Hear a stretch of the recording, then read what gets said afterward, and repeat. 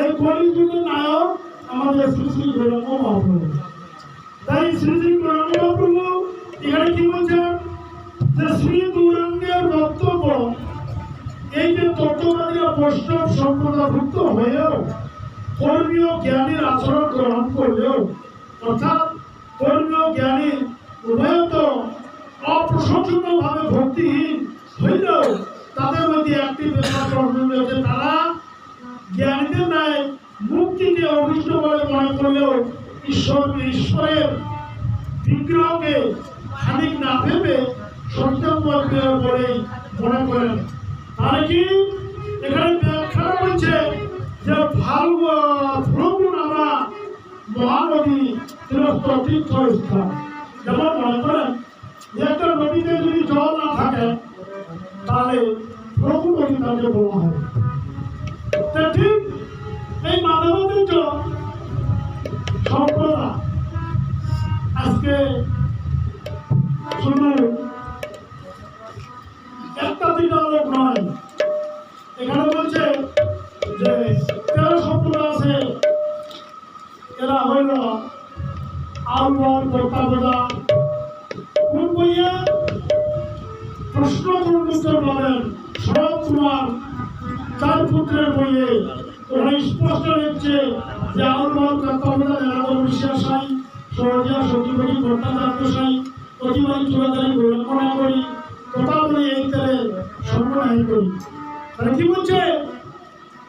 মহাপ্রভু বলছে যে কলিযুগের জন্য তোমাদের দিয়ে যে উদ্ধার হবে না। এই 13 জন কাকে বলে দিল? জাল বল কর্তাবোধা নিরাপদ বিশ্বাসাই সহজিয়া সত্যি কর্তাচার্যসাই প্রতিবারী চূড়াদারি গৌরক্ষণা করি তথা বলি এই তাদের সর্বনাশ করি। তা আমাদের সম্প্রদায় হলো থাকলো 4টা কি? 4টা সম্প্রদায় হলো আমাদের শ্রী ব্রহ্ম রুদ্র সনক। ওরফে এদের মদতদাতা হলো কি? যে মানবীয় বিশ্বধর্মী নির্বাচিত রামাও। তাহলে এই 4 সম্প্রদায় করে মহাপ্রভু আসে দেখলেন যে না, এই 4 সম্প্রদায় কি হলো? মানবতের। আমি দিয়ে গেছি ব্রহ্মাকে ব্রহ্ম সম্প্রদায়, কিন্তু এই মানবতের কি হলো? মানবতের সে আমার সম্প্রদায়কে আত্মহরণ করে তার নিজ নামে মাধবাচার্য সম্প্রদায় সে প্রচলন করল। তাই উনি কি করলেন? উনি 4 সম্প্রদায়ের মধ্যে আসে দেখতেছেন যে 4 সম্প্রদায় বিভিন্ন প্রকার কথা বলতেছে। রামানুজ এক প্রকার, বিষ্ণুস্বামী এক প্রকার, নির্বাচিত এক প্রকার, মাধবাচার্য এক প্রকার। তাই উনি কি বললেন যে মাতৃ সম্প্রদায় ভুক্ত, মাধবাচার্য নয়, মাতৃ সম্প্রদায় ভুক্ত শ্রীকৃষ্ণ চৈতন্য সম্প্রদায় গুরু পরম্পরা প্রণালী নিম্নে লিখিত হইল। জয় জয় গৌরনিতাই অদ্বৈত প্রমানন্দে। কাজেই উনি এই 4 সম্প্রদায়ের মধ্যে আর থাকলেন না। কেন থাকলেন না? যে এই 4 সম্প্রদায়ের ভাব, ভাষা, কর্মকাণ্ড যেটা দেখল সেটা ভিন্ন ভিন্ন। যেমন মনে করেন যে মাধবাচার্যের কর্মকাণ্ড হইল কি? যে মাধবাচার্যের ভাষ্য হইল দ্বৈত ভাব বিশিষ্ট, দ্বৈত ভাব বিশিষ্ট। এইভাবে মাধবাচার্যের সাথে গৌরবাবুর নবমদের আলোচনা হইল যে শেষে ওনাকে বলল যে কি কর্মী জ্ঞানী তুই ভক্তিহীন, তোর সম্প্রদায় থেকে সেই দিকে গৌরবাবু এই কলিযুগের জন্য নিজেই বলল যে মাধবাচার্য সম্প্রদায়। আর কি বলল? যে মাধবাচার্য সম্প্রদায়ের ভক্তিটা হইল বিধি। এই বিধি ধর্ম গৌরবাবু বলল চৈতন্য চৈতালিতে যে সকল জগৎ মরে করে বিধিভক্তি, বিধিভক্তে ব্রত ভাব পেতে নাই শক্তি। তাহলে এই বিধিভক্তিকারীরা এরা কি? এরা কলির জীবন জন্য অদীক্ষিত অবস্থায়। এই বিধির ভক্তরা এরা গৌরবাবুকে লাভ করতে পারবে। তাই কি বলছে? যে গুরু উপাসনা দীক্ষা, গুরু সেবন 64 অঙ্গে যা ভক্তি, সেই ভক্তি হল বিধি ধর্ম। তাহলে গুরু প্রদর্শন দীক্ষা, গুরু সেবন, সদর্ম শিক্ষা, বিদ্যা সাধু মার্গানুগমন, কৃষ্ণ বিদ্যা ভক্তা, কৃষ্ণ তীর্থে বাস, যাবতী গ্রহ প্রতিগ্রহ, একাদশী উপবাস, গোবিন্দ দাত্রযজ্ঞ, বৈষ্ণব সেবন, সেবানাম অপরাধ তুলিতে বর্জন। আর শেষের কথা আমরা কি বললাম? যে জন্মদিনাদি মহোৎসব হয়ে ভক্তগণ সর্বদা সমাপত্তি কার্তিকাদি ব্রত, চতুর্থী অময় পরম মহত্ব, সাধু সমান আকৃত ভাগ্য শ্রবণ, মূল্যবান শ্রীমতী শ্রদ্ধায় সেবন, সকল সাধু শ্রেষ্ঠ এই পঞ্চঙ্গ, কৃষ্ণ প্রেম জন্মায় এই পঞ্চের অল্প সঙ্গ। এক অঙ্গ সাধিকা সাধি অঙ্গ, নিষ্ঠা হইলে উপরে প্রেমের তরঙ্গ, এক অঙ্গ সিদ্ধি পাইলে উন্নত হন, অঙ্গ জাতি ভক্তের বহু প্রসন্ন। তাই শ্রী শ্রী গৌরাঙ্গ মহাপ্রভু সনাতন গোস্বামীকে বলতেছে যে এগুলা যেটা বললাম সেটা বিধিভক্তি। তারা বিধিভক্তি সাধারণ করিল বিবরণ, রাগানুগা ভক্তির লক্ষণ সুর সনাতন।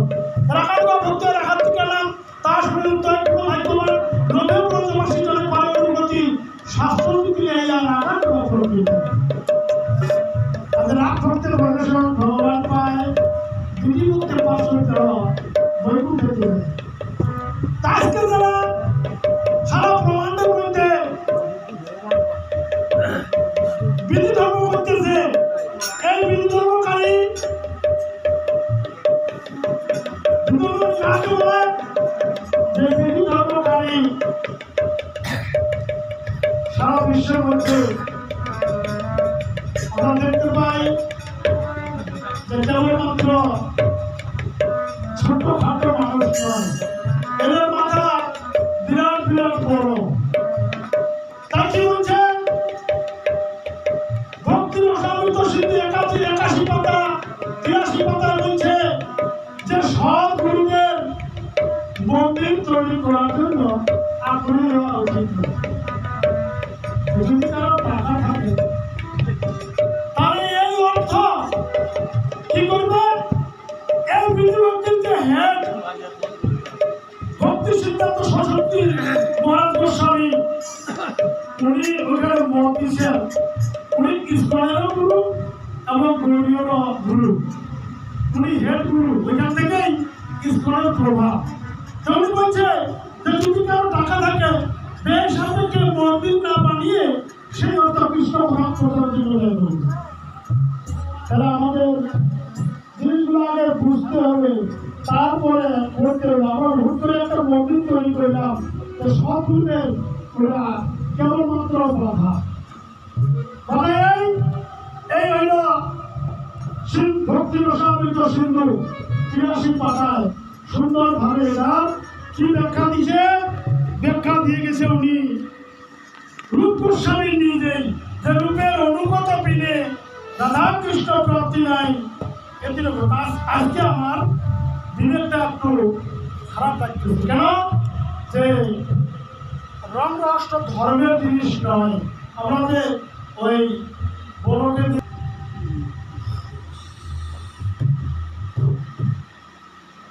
যে ধনাঢ্য ব্যক্তির কাছে স্বয়ং সদ্গুরুর মন্দির তৈরি করা দায়িত্ব সদ্গুরু গ্রহণ করা উচিত নয়। কিন্তু পুরো বৃত্তিশালী মানুষ যদি শ্রীকৃষ্ণের সঙ্গে অর্থ দেয় করতে চান, তখন ছিল রূপগোস্বামীর মতো আচার্য তার সেই অর্থ ভগবানের সুন্দর মন্দির নির্মাণের সেবায় উপযোগ করতে পারেন। তো দুর্ভাগ্যবশত কখনো কোনো গুরু হওয়ার অযোগ্য ব্যক্তিরাও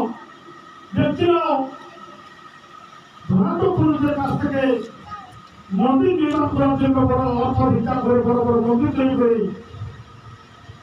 আমি থাকবো কি সেটি মস্ত বড় মন্দির তৈরি করে সেটি মস্ত বড় অপরাধ। পক্ষান্তর বলা যায় যে তথাকথিত পরবর্তী উন্নতির নামে মন্দির বানাতে উৎসাহী হওয়া সদ্গুরুর উচিত নয়। তার প্রথম ও প্রধান কর্তব্য হচ্ছে ভগবানের বাণী প্রদান করা। এ সম্বন্ধে ছিল ভক্তি সিদ্ধান্ত সরস্বতী গোস্বামী মহারাজ নির্দেশ দিয়ে গেছেন যে গুরুর কর্তব্য হচ্ছে গ্রন্থ প্রকাশ করা। কারো যদি টাকা থাকে তাহলে বেসাপেক্ষে মন্দির না বানিয়ে কৃষ্ণ ভাবনামৃত আন্দোলন প্রচারের জন্য বিভিন্ন ভাষায় গ্রন্থ প্রকাশ করে সেই অর্থ ব্যয় করা উচিত। তারা আমাদের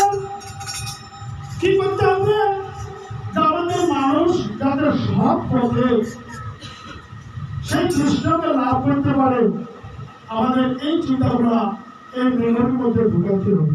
জয় জয় গৌরীতাই অদ্বৈত প্রেমানন্দে। যেমন আজকে জন্মাষ্টমী, রাধাষ্টমী, কাদের কি অত্রি ভগবান, এত মুনিরা এরা কিন্তু ভগবান সমতুল্য। তাই অত্রি ভগবান বলছে যে নারী স্বামী জীবিত থাকিতে উপবাস করিয়া ব্রত করে, সে নারী স্বামীর আয়ু হরণ করে ও নরক গমন করে। তাহলে আমরা ভুল করে শাস্ত্র না দেখে উপবাস ব্রত বা করি, তারা আমাদের ভাগবত কি বলছে? তারা আমরা বিষ্ণু সংহিতায় যাই, বিষ্ণু সংহিতার ৬৬ পাতা, এখানে বলছে যে স্ত্রী লোকের ধর্ম, স্ত্রী লোক দিকের পৃথক যজ্ঞ, ব্রত এবং উপবাস নাই, কিন্তু পতিকে যে সেবা করে সেই জন্য সে সবে আদ্রতা হয়। যে স্ত্রী পতি জীবিত থাকিতে উপবাস করে ব্রত আচরণ করে, সে স্বামীর আয়ু হরণ করে, অন্যরা গ্রহণ করে। এটা হলো বিশ্ব সত্য। আমাদেরকে আগে বুঝতে হবে আমরা উপবাস করতে পারি, কিন্তু আমার একটা কথা হলো যে আমাদেরকে আগে বুঝতে হবে। তাহলে মনু কি বলল এই বিষয়ে? আমাদের মনু বলল কি পঞ্চম অধ্যায় ১৫৫ শ্লোকে, এই মনু আমাদের কিন্তু আমাদের মানুষের শ্রেষ্ঠ মনু। ইনি বলছে যে পুরুষদের পক্ষে কোনো স্ত্রী ঋতুপতি হলে তার উপস্থিত ছাড়াই অন্য স্ত্রীর সহচর্যে যোগ্য নিষ্পত্তি হয়, কিন্তু স্ত্রী লোকদের স্বামী ছাড়া পৃথক যোগ্য নেই। অর্থাৎ স্বামী থেকে বিচ্ছিন্ন হয়ে স্ত্রী লোকরা যোগ্য করবার অধিকারী নয়। স্বামীর অনুমতি ছাড়া ব্রতও নেই, উপবাসও নেই, কেবল স্বামীর সেবা দ্বারাই স্ত্রী সর্বলোকে গমন করে ও সেখানে পূজিত হয়। আমাদের কথাগুলো আগে বুঝতে হবে, পড়তে হবে, জানতে হবে। তাহলে কি আমাদের 18 পুরাণের মধ্যে এই ভাগবত বলছে।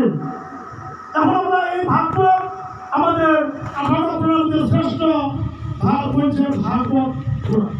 যেটা ভাগবত আমরা এই ভাগবতের সঙ্গ এই গণিত শ্রেষ্ঠ। এখানে কি বলছে যে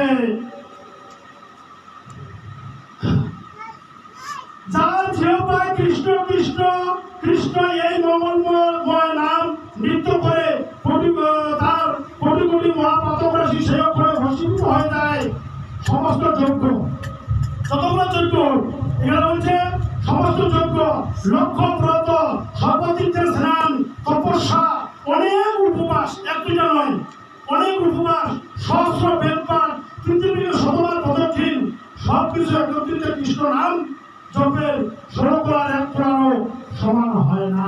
জয় জয় গৌরীতাই অদ্বৈত প্রেমানন্দে।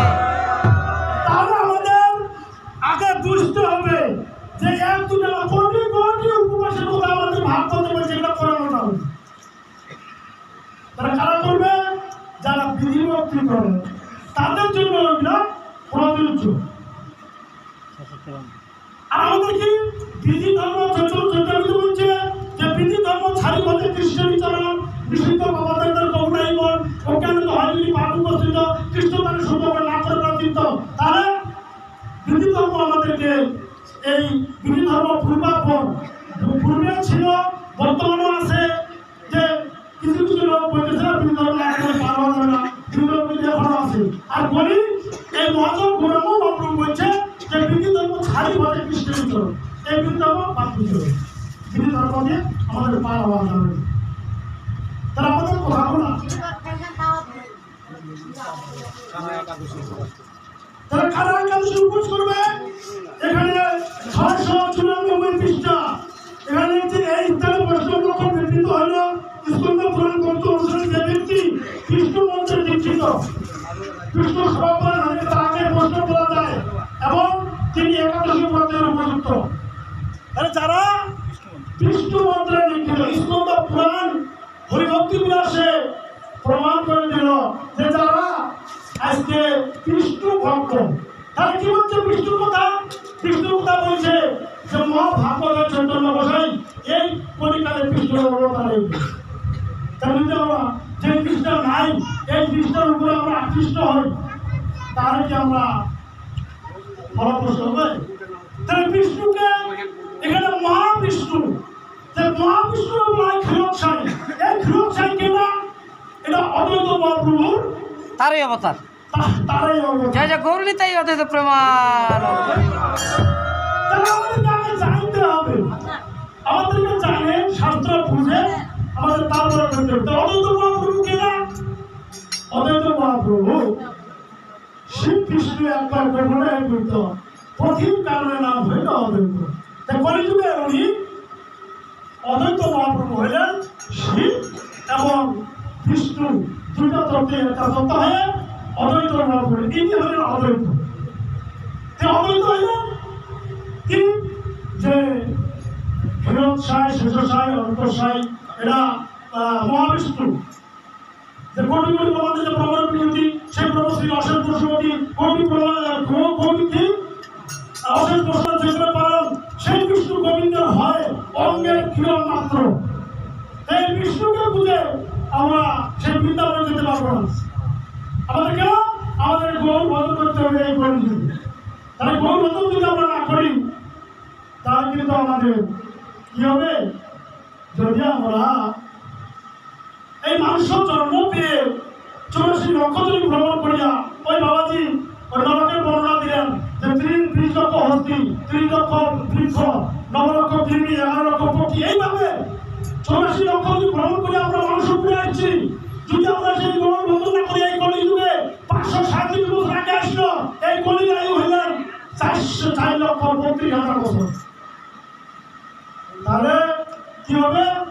ওখানে প্রধান বলছে চৈতন্য ভাষা কৃষ্ণদাস করে গোস্বামী লিখছে, আর এটা তো মন্দির রূপ গোস্বামী হেন কৃষ্ণ নামের না হইবে যার 84 লক্ষ জমি ভ্রমণ দেওয়া। যদি আমরা কৃষ্ণ ভজন না করি তাহলে আমাদের হবে না। তাহলে বিভক্তি কালতে কি হবে? মুক্তি হবে। তাহলে মুক্তি শব্দের অর্থ কি? মুক্তি শব্দের অর্থ বলছে গৌরাঙ্গ মহাপ্রভু যে মুক্তি কর্ম দুই বস্তু যারা ভক্তগণ, গৌরাঙ্গ মহাপ্রভু বলছে যে মুক্তি কর্ম দুই বস্তু যারা আমার ভক্তগণ এই মুক্তি কর্ম দেশে। তো আমি বলে কি হবে? তো আমি যদি করি শাস্ত্রীয় ভাষায়, ভাগবতীয় ভাষায় ওরা কোনো রাজার গৃহে জন্মগ্রহণ করবে, কোনো ধনাঢ্য ব্যক্তির গৃহে জন্মগ্রহণ করবে। এটা করে কি হবে? ওরা যুদ্ধবিদ্যা লড়াই করে ওরা আবার মনে করতে হবে। এই হলো বিধিভক্তি। মুক্তির কর্মরা বিধিভক্তি মানে বিধিভক্তি আর মুক্তির কর্ম একটাই জিনিস। এইটা করলে কৃষ্ণকে লাভ করানো যাবে। অতএব আমাদের গৌর ভজন করতে হবে শ্রী শ্রী গৌরাঙ্গ মহাপ্রভুর আমলে। তার কি যেমন আজকে কি করে আমরা এই যে আমাদের পার্শ্ববর্তী ইস্কন ভাইয়েরা খানা বইয়ে প্রমাণ করে দিচ্ছে তো সর্বশ্রেষ্ঠ আমাদের ভাগবত। এই ভাগবত বলছে একাদশীতে শ্রাদ্ধ করলে তার মতো ফলপ্রসূ হয়। জয় জয় গৌরীতাই অদ্বৈত প্রমাণ। শাস্ত্র আগে দেখতে হবে। 13 খানা বইয়ে প্রমাণ করে দিল যে তার মধ্যে শ্রেষ্ঠ হইল ভাগবত। শুধু কি বলছে যে পিতৃমাতৃ অনুসারে আশ্বিন মাসের কৃষ্ণপক্ষে নিজের মাতা পিতা তথা পূর্বপুরুষের মহালয়া শ্রাদ্ধ করা কর্তব্য।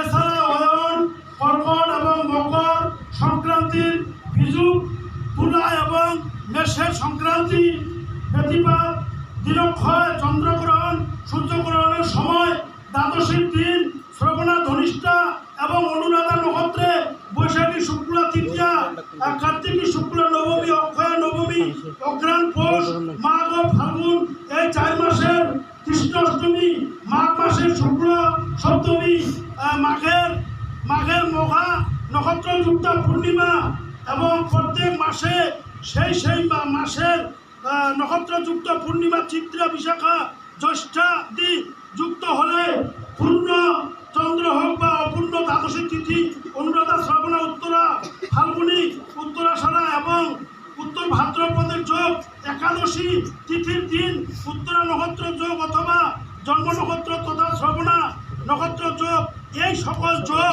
পিতৃপুরুষের শ্রাদ্ধের উপযুক্ত এবং যোগ্য। কি বুঝলেন? যে এই সকল যোগ যদি পায় তাহলে একাদশী তিথিটা যদি আরো বেশি পায় তাহলে পিতৃপুরুষের শ্রাদ্ধের উপযুক্ত এবং যোগ্য। তাই কে বলছে?